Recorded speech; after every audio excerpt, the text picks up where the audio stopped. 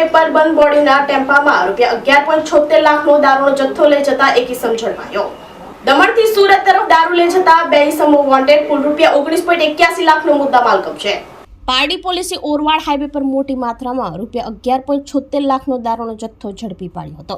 Pardi police મથકના PIGR ગઢવીની team પેટ્રોલિંગમાં હતી તે દરમિયાન બંધ બોડીના આઈશર ટેમ્પામાં દમણથી સુરત તરફ દારૂનો જથ્થો લઈ જતા હોવાની બાતમી મળી હતી, જેના આધારે પોલીસે પારડીનો ઓરવાડ નેશનલ હાઈવે નંબર 48 ઉપર વોચ ગોઠવી હતી। તે દરમિયાન બંધ બોડીના આઈશર ટેમ્પા નંબર MS04LY 2812 આવતા પોલીસે રોક્યો હતો, જેમાં તપાસ કરતા દારૂના બોક્સ નંગ 160 જેમાં 7680 બોટલ જેની કિંમત ₹11.76 લાખનો દારૂનો જથ્થો મળી આવ્યો હતો।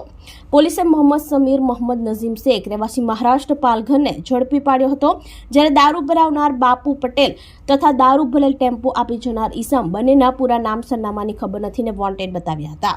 પોલીસે દારૂનો જથ્થો, ટેમ્પો, મોબાઈલ સહિત કુલ ₹19.81 લાખનો મુદ્દામાલ કબજે કરી પ્રોહિબિશન એક્ટ હેઠળ ગુનો નોંધી વધુ તપાસ હાથ ધરી છે।